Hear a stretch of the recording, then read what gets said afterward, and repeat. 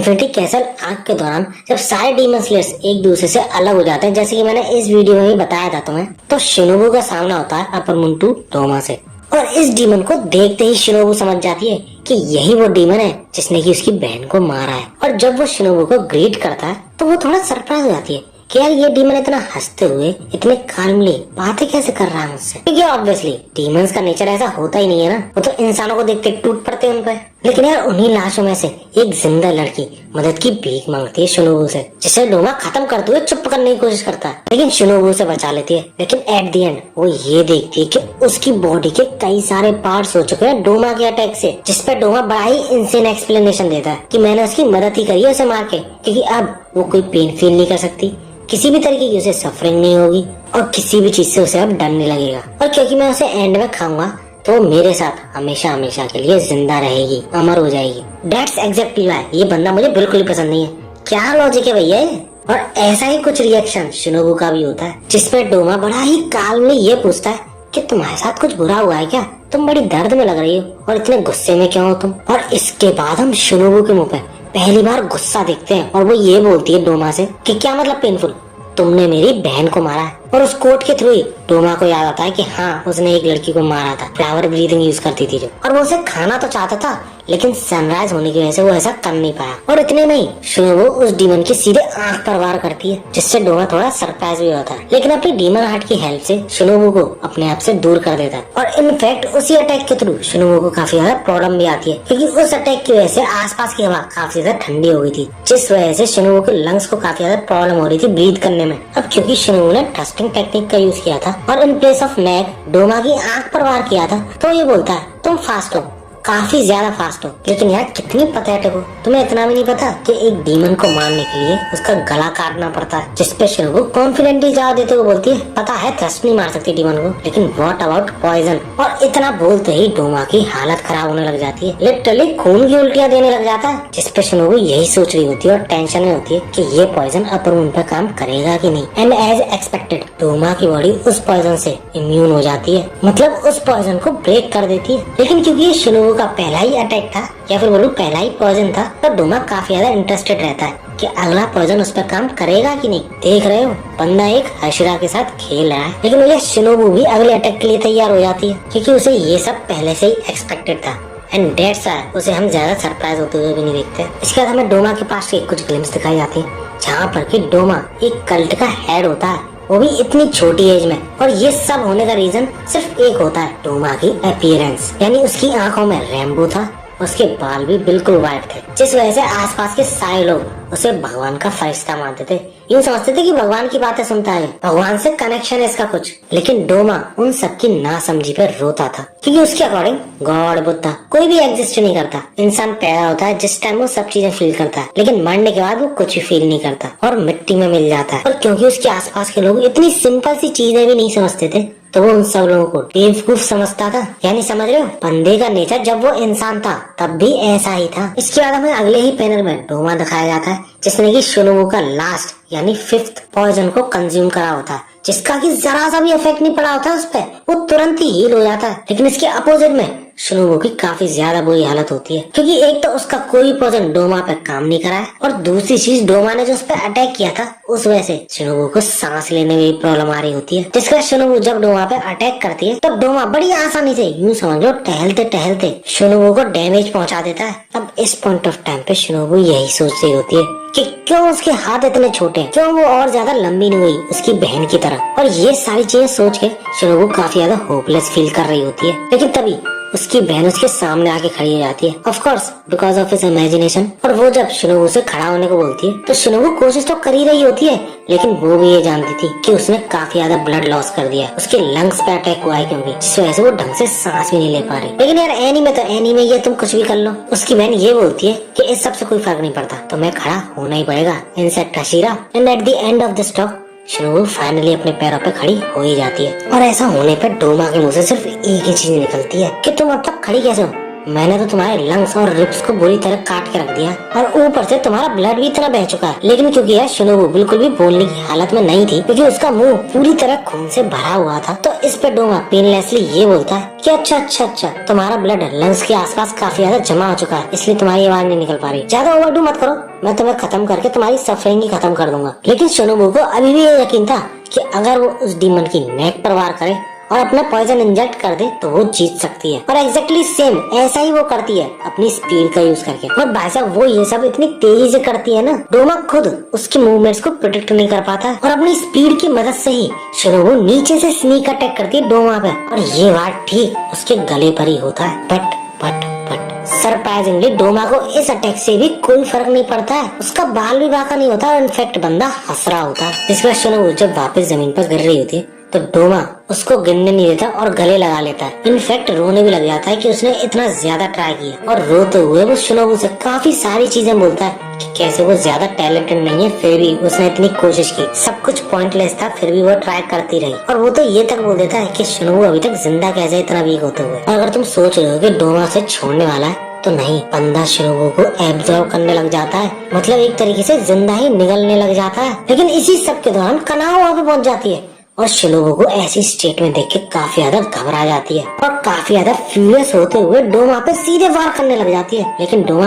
आसानी से डॉज कर लेता है उसके अटैक्स को और कनाओ से ये बोलता है, अरे ये डेंजरस है, तुम ऐसा मत करो, स्पेशली जब मैं किसी को एब्जॉर्ब कर रहा हूँ। बस इसलिए यार, इसी सीन की वजह से ये बंदा मुझे बिल्कुल भी पसंद नहीं। लेकिन फिर भी अगर किसी को ये बंदा पसंद है तो मुझे कमेंट में जरूर बताना। अब अगर वापस साइड पर आए तो शिनोबू को अपनी आंखों के सामने ऐसा एब्जॉर्ब होते हुए देख कनाओ को काफी ज्यादा गुस्सा आता है। इतना ज्यादा गुस्सा है पूरे एनीमे में नहीं देखा गया इस बंदी को। हमेशा बिना स्माइल के या फिर हल्की सी स्माइल के साथ देखा है। और यार शिनोबू को पूरी तरीके से एब्जॉर्ब करने के बाद डोमा ये बोलता है कि यार आज की रात बड़ी तगड़ी है, एक के बाद एक फीस्ट आए जा रही है मेरे लिए। इसके बाद हमें कई सारे चैप्टर्स बाद ये दिखाया जाता है कि डोमा अचानक से अकाजा की प्रेजेंस को महसूस नहीं कर पा रहा था, जिसका की मतलब साफ था कि अकाजा मर चुका है। लेकिन वो यही सोच रहा होता है कि अकाजा के मरने से पहले कोई अलग तरीके की सेंसेशन उसने महसूस की थी अकाजा से। इसके बाद हम कनाओ को देखते हैं जो कि काफी ज्यादा बुरी हालत में होती है और डोमा के कनाओ से उसके बारे में पूछने पर कनाओ अपने आप को शिनोबू की बहन बताती है, जिसपे कि डोमा कंफ्यूज हो जाता है। क्या तुम्हारे फ्लैश को देख के ऐसा लग ही नहीं रहा कि तुम उसकी बहन हो? लगता है ब्लड रिलेशन नहीं तुम दोनों में। देख रहे हो, बंदे को लड़कियों का इतना ज्यादा एक्सपीरियंस है, वैसा वाला एक्सपीरियंस नहीं। अब डोमा लड़कियों की बात कर ही रहा था तो उसे ये याद आता है कि अकाजा जो कि अपर मून 3 था, उसने आज तक एक भी लड़की को नहीं खाया, एक भी लड़की को डिवोर नहीं किया है। डोमा ने कहा भी था कि लड़कियां ज्यादा न्यूट्रिशियस होती हैं मेन से, जिस वजह से वो और भी ज्यादा स्ट्रॉन्ग हो सकता है लड़कियों को खाकर। लेकिन अकाजा ने खाना तक तो छोड़ो, आज तक एक लड़की को मारा तक नहीं था। और इसका रीजन तुम अच्छी तरह समझ सकते हो अगर तुमने मेरी पिछली वीडियो पूरी देखी है तो। इसके बाद हम ये देखते हैं कि बातों ही बातों में डोमा काफी ज्यादा दुखी हो जाता है क्योंकि अकाजा उसका काफी अच्छा दोस्त था। और उसके इसी रोने धोने के बीच कनाओ अचानक से बोल पड़ती है, That's enough। झूठ बोलते बोलते थकता नहीं क्या? जिसपे डोमा कंफ्यूज कि क्या मतलब। और इसकी रिप्लाई में कनाओ एक ऐसी बात बोलती है डोमा से जिस वजह से हम डोमा को पहली बार not only in anime but also in manga पहली बार गुस्सा होते हुए देखते हैं। कनाओ ये बोलती है डोमा से कि तुम्हारे मुंह से निकला एक एक वर्ड सब झूठ था, तुम जरा सा भी दुखी नहीं हो इस बात को लेकर कि तुम्हारा दोस्त मर चुका है, क्योंकि ना तो तुम्हारा चेहरा लाल हुआ है, ना तुम्हारे चेहरे पे ऐसे एक्सप्रेशन है, और सबसे बड़ी बात तुम्हें जरा सा भी गुस्सा नहीं आ रहा। जिससे कनाओ को ये साफ क्लियर हो जाता है कि डोमा कुछ फील ही नहीं कर सकता, ना जॉय, ना सैडनेस, ना एंगर, कुछ भी फील नहीं कर सकता। उसके लिए ये सब कुछ एक मिस्ट्री की तरह है। और कनाओ सही में बुली करते हुए डोमा को ये बोलती है कि तुम ज्यादा ही स्मार्ट बनने की कोशिश करते हो, ये सारे झूठ बोल के, जिससे कि तुम अपने इमोशन दूसरों को दिखा सको, लेकिन तुम एक एम्प्टी शेल की तरह हो जो कि कुछ भी महसूस नहीं कर सकता। और इस पर डोमा काफी ज्यादा फ्यूरियस हो जाता है और ये बोलता है कि मैं काफी सारी लड़कियों से मिला हूँ, ये पहली बार है कि कोई लड़की इतनी अनकाइंड है और ऐसी चीजें बोल रही है मुझसे। और इससे पहले कि कनाओ कुछ और कर पाती बोल पाती, डोमा उसके तुरंत ही साइड में पहुंच जाता है और उस पर अटैक करने वाला होता है, जिससे कनाओ बाल बाल बचती है और इसी के साथ डोमा पे काउंटर अटैक करते हुए उसको डैमेज भी पहुंचाती है। अब इस काउंटर अटैक पे डोमा अपना काउंटर अटैक करता है जिसके थ्रू वो कनाओ को दूर फेंक देता है, लेकिन वो ये एक्सपीरियंस कर रहा था कि कनाव की स्पीड और ज्यादा बढ़ती आ रही है, क्योंकि वो डोमा के मूव्स को अडेप्ट कर रही थी, उसकी फाइटिंग स्टाइल को समझ रही थी, और साथ ही साथ डोमा जो ठंडी हवा प्रोड्यूस करता है अपने फैन के थ्रू, जिससे कि सांस लेने में प्रॉब्लम आई थी शिनोबू को, वो चीज कनाव के साथ ना हो, उसके लिए वो अपनी ब्रीदिंग को भी अवॉइड कर रही थी टाइम टू टाइम। और इन सारी चीजों से डोमा को ये क्लियर हो जाता है कि ये लड़की उस पिछली हाशिरा से काफी ज्यादा ताकतवर है। यानी समझ रहे हो, इस वीडियो में गिव ये शेयर हो गया था कि तानजीरो एक पिलर जितना पावरफुल हो गया, और इस वीडियो में डोमा ये कंफर्म करता है कि कनाव शिनोबू से ही ज्यादा स्ट्रॉन्ग है।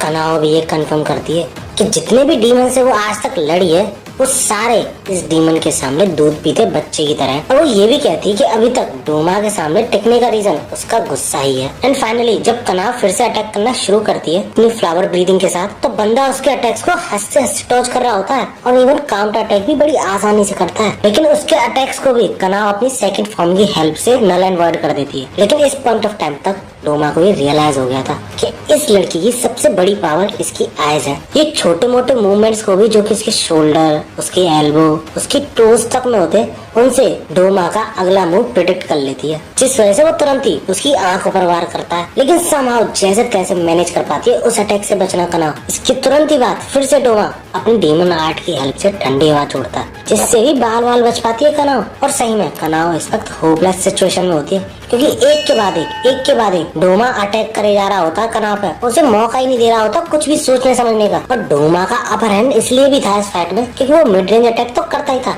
लेकिन लॉन्ग रेंज अटैक भी करता था, जिस वजह से कनाव को उसके पास आने का मौका ही नहीं मिल रहा था। और इसी बात पे वो मजे लेने लग जाता उसके कि अगर तुम मुझसे दूर जाती रही तो तुम मेरा हेड कट ही नहीं कर पाओगी, तो इस सब का क्या फायदा। इसके बाद हम ये देखते हैं कि वो कनाव के पीछे खड़ा है, लेकिन असली प्रॉब्लम ये स्पीड नहीं थी, प्रॉब्लम ये थी कि कनाव के हाथ से उसकी स्वॉर्ड गायब हो चुकी है। और डोमा उसकी तलवार दिखाते उससे ये बोलता है कि तुमने इसे टाइटली नहीं पकड़ा था ना, तो मैंने सोचा मैं ले लेता हूँ उसे। और एक बहुत तगड़ा कनाव पे अटैक करते हुए ये बोलता है, इस तलवार को आओ और ले लो। अब बिना तलवार के ऑब्वियसली कनाव कर ही क्या सकती थी, तो उस अटैक से सबसे कम डैमेज किस पोजीशन पे होगा वो उस पोजीशन पे जाने की कोशिश करती है अपनी आइज की हेल्प से। लेकिन ये सही टाइम पे एंट्री होती है इनोजुके की, जो कि कनाव और डोमा दोनों को चौंका देता है, क्योंकि बंदे ने भैया छत से एंट्री ली है। और आते ही कनाव पे जो अटैक हो रहा था उसे नल एंड वॉइड करता है। और इनोजुके डोमा को देखते हुए ये बोलता है, टू अपर एंड टू तुम्हारा सीक्रेट आउट हो गया, मुझे पता चल गया है तुम अपर एंड टू हो, अब मैं तुम्हें जल्दी से हराऊंगा और हाशिरा बन जाऊंगा। जिस पर डोमा भी लाइक मैं अपर एंड टू हूँ, वैसे मैं ये सब छुपाता तो नहीं हूँ। इस पर इनोजुके कनाव को ऐसी हालत में देखते हुए बोलता है, तुम इतनी बुरी तरह हर्ट कैसे हो गई, अगर तुम ऐसे ही हर्ट होती रही तो शिनोबू बहुत डांटेगी तुम्हें। और ये चीज सुन के कनाव बिल्कुल शांत हो जाती है,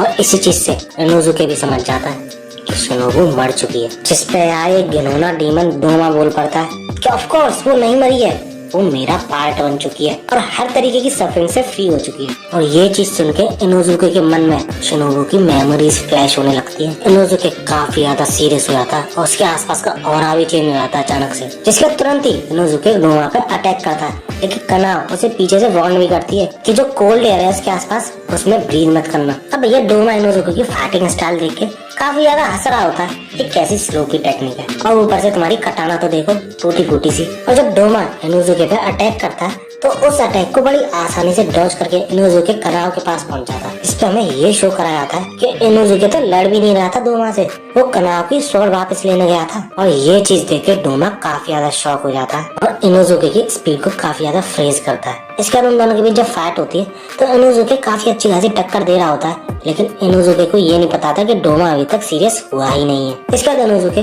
बड़ी दूर से ही डोमा पे अटैक करने की कोशिश करता है, लेकिन ये डोमा को समझ में नहीं आ रहा होता है कि इतनी दूर से अटैक करे क्यों रहा है, पहुंच ही नहीं पाएगा मुझ तक तो। लेकिन इसके तुरंत ही बाद वो ये रियलाइज करता है कि उसकी आंखों पर डैमेज पहुंच चुका है, और ये सब होने का रीजन था कि इनोजुके ने अपने हाथ के सारे जॉइंट्स को डिसलोकेट कर लिया है, जिससे कि उसकी अटैकिंग रेंज बढ़ जाए। जिस पर कनाव थोड़ी चिंता करने लग जाती है, ये सारे जॉइंट्स डिसलोकेट कर लिए इसने, अब क्या करेगा ये। लेकिन गैस व्हाट, इनोजुके अपने हाथ के सारे जॉइंट्स को रीसेट कर लेता है, मतलब अपने सही पोजीशन में ला देता है। और ये देख के कनाव काफी ज्यादा शॉक हो जाती है, लेकिन डोमा इस बात पे हंस रहा होता है कि तुम सही में स्लो भी हो तुम्हारी टेक्निक्स के साथ। लेकिन भाई साहब जब इनोजुके से वापस रिप्लाई दे रहा होता है तो अगले ही पर उसका मास्क अचानक से गायब हो जाता है, और वो मास्क डोमा ने निकाला होता है। कहा था ना मैंने, अभी डोमा ने ढंग से फाइट करना शुरू भी नहीं किया। लेकिन अजीब ये था कि डोमा ने जब इनोजुके का चेहरा देखा तो वो ये बोलता है कि I think I know you. इस पर ऑब्वियसली इनोजुके मना करता है और उसका मास्क वापस करने को बोलता है। लेकिन अभी भी इस पर भी वो अपर मून डोमा ये बोल रहा था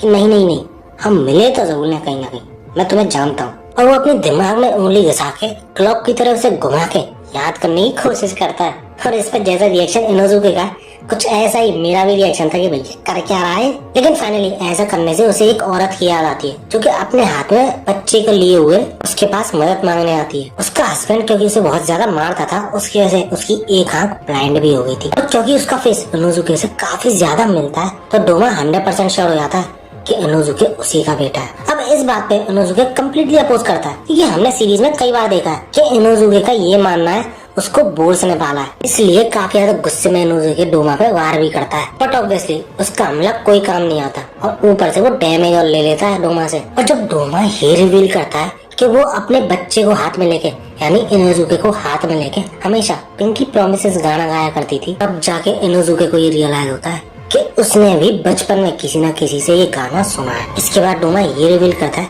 कि मैं उसे खाना नहीं चाहता था क्योंकि ऐसे प्योर हार्टेड पर्सन बहुत कम होते हैं। मैं तो ये प्लान कर रहा था कि जब तक वो खुद ओल्ड एज से नहीं मर जाती तब तक मैं उसके साथ रहूंगा। लेकिन इनोजुके की मदर पागल होने का नाटक ही करती थी, यानी स्लूपी पर्सनैलिटी रखने का नाटक करती थी। लेकिन ऐसी वो बिल्कुल भी नहीं थी, जिस वजह से उसे जल्दी ही रियलाइज हो गया कि डोमा अपने फॉलोअर्स को खा रहा है। जिसके बाद डोमा ने उसे अपना मोटिव समझाने की कोशिश भी करी, लेकिन वो समझी नहीं और उस टेम्पल से भागने लगी। और इसी दौरान वो चाइल्ड इनोजुके से माफी मांगती है क्योंकि हर बार वो ऐसे पर्सन के पास जाती है जो कि उसे नुकसान पहुंचाना चाहते हैं। लेकिन थोड़ा बहुत दौड़ने के बाद एक डेड एंड आता है, यानी एक क्लिफ आ जाती है, जिससे इनोजुके की माँ को ये क्लियर हो जाता है कि वो नहीं बच पाई। लेकिन कम से कम वो ये चाहती थी उसका बच्चा तो बच जाए, तो वो ना चाहते हुए भी इनोजुके को क्लिफ से फेंक देती है। ऑफ कोर्स नीचे नदी होती है इसलिए इनोजुके पानी में ही गिरता है, लेकिन इसके तुरंत ही बाद डोमा पीछे से आता है, उसकी माँ को वहीं की वहीं मार देता है। और डोमा यहीं तक नहीं रुका, वो ये भी बोलता है कि मैं उसकी मांस हड्डियां सब चट कर गया क्योंकि अगर वो घर भागती तो उसका पति उसे मारता और अकेले वो कुछ कर भी नहीं सकती थी, तो इसलिए वो और उसका बच्चा कुत्तों की मौत मरे। और इसी के साथ एंड में वो कोटोहा यानी इनोजुके की माँ उसकी लाइफ को मीनिंगलेस भी बोलता है। और ये सब सुन के भाषा इनोजुके को काफी ज्यादा गुस्सा आता है, लेकिन वो साथ ही साथ शुक्रगुजार भी था कि उसके दोस्त को मारने वाला, उसकी माँ को मारने वाला उसके सामने ही खड़ा है। तो इसके बाद होना क्या था, इनोजुके बिना कुछ सोचे समझे डोमा पे अटैक करता है, लेकिन डोमा भी अपने डिफेंस में वही फ्रीजिंग एयर छोड़ता है, ठंडी हवा। लेकिन इनोजुके अपनी कटानास को पंखे की तरह घुमा के अपने आप से दूर रखता है उस विंड को। जिसके बाद कनाव भी पीछे से अटैक करने की कोशिश करती है डोमा पे, लेकिन बंदे का रिएक्शन इतनी तेज था कि वो काउंटर अटैक इतनी तेज करता है कि कनाव को खुद उससे बचना पड़ता है। लेकिन क्योंकि अकाजा हार चुका था और इन अपूर्वुन्स को मुजान को बचाना था, तो इसलिए वो उन दोनों के लिए डॉल छोड़ जाता है जिससे कि वो बिजी रहे और वहाँ से निकलने की कोशिश करता है। और ये मत सोच लेना डोमा की डॉल बहुत कमजोर थी, उसके अटैक्स ऑलमोस्ट उतने ही पावरफुल थे जितने की डोमा के थे। वो खुद ये चीज बोलता है। इसके बाद डोमा ऑलमोस्ट वहाँ से जा चुका होता है, लेकिन जाते जाते वो यही सोचा होता है कि इनोजुके ने अभी तक उसकी ब्लड डीमन आर्ट को इनहेल नहीं किया है, यानी वो जो फ्रीजिंग विंड थी वो। और थोड़ा ऑब्जर्व करने के बाद वो ये रियलाइज करता है कि इनोजुके की स्किन काफी ज्यादा सेंसिटिव है, तो थोड़ी सी भी उसके आसपास ठंडक होने से वो अपनी सांसें रोक लेता है। और यही अगर काफी नहीं था तो डोमा ऐसे ही और डुप्लीकेट्स बना देता है और इन्फिनिटी कैसल में जितने भी डीमन स्लेयर्स हैं उन सबको वाइप आउट करने की सोचता है। लेकिन भैया उसकी एक ही डॉल इतनी खतरनाक थी कि यूं समझ लो इनोजुके और कनाव दोनों को अकेले संभाल तो रही थी, ऑलमोस्ट उनको खत्म करने वाली थी। उनसे उस डॉल के अटैक भी डॉज नहीं हो रहे थे और डोमा ऑलमोस्ट निकल ही चुका था। लेकिन तब यार उसका पूरा चेहरा पिघलने लगता है एक मोम की तरह, जिससे वो कम्प्लीटली शॉक कि भैया ये हो क्या रहा है। लेकिन कनाव को इस चीज का पहले से अंदाजा था क्योंकि इस सब के पीछे हाथ था शिनोबू का। इसके तुरंत ही बाद हमें पास की कुछ क्लिप्स दिखाई जाती है जिसमें हमें ये पता चलता है कि शिनोबू पूरे 1 साल से विस्टेरिया फ्लावर्स को कंज्यूम कर रही थी, जिस वजह से उसकी पूरी बॉडी में पॉइजन दौड़ रहा था खून के साथ साथ। क्योंकि उसे पहले से अंदाजा था कि अपर मून 2 ने उसकी बहन को मारा है और उसको हराना इतना आसान नहीं हुआ क्योंकि ऐसे अपर मून के लिए लगभग 2 से 3 हशराज लगते हैं। और क्योंकि उसकी बहन ने यही बताया था कि वो डीमन औरतों को और लड़कियों को खाने के पीछे ऑब्सेस्ड है, तो वो शिनोबू को हराने के बाद भी उसे खाने की कंज्यूम करने की कोशिश जरूर करेगा। अब इस पॉइजन का छोटा अमाउंट तो डोमा पे काम नहीं कराता, जैसे कि हमने पहले देखा था शिनोबू के सारे पॉइजन इनफेक्टिव थे डोमा पर, लेकिन शिनोबू खुद एक पॉइजन थी जिसमें कि 37 किलोग्राम्स ऑफ पॉइजन दौड़ रहा था, जो कि 70 टाइम्स ज्यादा खतरनाक है, जिस वजह से डोमा की धीरे धीरे करके पूरी बॉडी पिघलने लगती है, इवन हड्डियां तक पिघलने लग जाती है अपर मून 2 की, क्योंकि डोमा कमजोर पड़ रहा था। इस वजह से डॉल्स भी डिसअपियर हो जाती है। और क्योंकि शिनोबू ने खुद को सैक्रिफाइस करके कनाओ को ये मौका दिया था, तो वो तुरंत ही इनोजुके से ये बोलती है कि एक साथ उस पर हमला करते हैं, क्योंकि वो बिल्कुल भी नहीं चाहती थी कि शिनोबू की डेथ वेन में जाए। लेकिन भाई साहब डोमा ऐसी हालत में भी बहुत ही पावरफुल अटैक करता है, जिससे वो दोनों शॉक हो जाते हैं, क्योंकि अटैक तो बड़ा था ही साथ अगर उन्हें ब्रीथ करने की भी कोशिश करी तो भी उनके बहुत ज्यादा चांसेस है हारने के। अब ऐसी सिचुएशन पे कनाओ के पास सिर्फ एक ही तरीका बचता है फ्लावर ब्रीदिंग की फाइनल फॉर्म यूज करने का, जो कि था वर्मिलियन आई। लेकिन इस टेक्निक को यूज करने का ट्रेड ऑफ ये था कि इस टेक्निक को सिर्फ 2 से 3 बार यूज करने से ही कोई भी पर्सन कम्प्लीटली ब्लाइंड हो सकता है। लेकिन क्योंकि शिनोबू के सैक्रिफाइस के आगे ये कुछ भी नहीं था, तो वो ये यूज करती ही है। और इनोजुके को बचाते हुए, उस डीमन आर्ट को नल एंड वॉइड करते हुए फाइनली डोमा के गले पर वार करती है। लेकिन क्योंकि अपर मून की गर्दन वैसे भी थिकी होती है, तो इनोजुके अपनी तलवार फेंक के और भी ज्यादा प्रेशर लगाने की कोशिश करता है, और वो प्रेशर फाइनली काम आता है और डोमा की मुंडी धड़ से अलग हो जाती है। लेकिन बंदे को अभी भी उम्मीद थी कि वो जी सकता है, जैसे कि मुजान कर सकता है और अकाजा लास्ट में कर पाया था। लेकिन भैया मुजान तो डीमन किंग था और अकाजा के तो भैया कितने स्ट्रॉन्ग रीजंस थे, हर कोई ऐसा थोड़ी कर सकता है। इसलिए डोमा फाइनली डिसइंटीग्रेट हो जाता है और इसी तरह अपर मून 2 का भी एंड हो जाता है। चल आज की वीडियो में इतना ही। वीडियो अच्छी लगी है तो लाइक जरूर करना और ऐसी ही वीडियोस के लिए मेरे चैनल को सब्सक्राइब जरूर कर देना। वीडियो का टारगेट रखते हैं 500 लाइक्स, क्योंकि इसका रीजन ये है कि अगली वीडियो 1 घंटे तक की हो सकती है, क्योंकि यार अपर मून फर्स्ट की बात होगी जिसमें कि योरुची की लाइफ भी आएगी, तो इतना एक्सपेक्ट तो कर ही सकता हूँ ना मैं तुमसे। पिछली वीडियो पे अच्छे रेस्पॉन्स के लिए थैंक यू।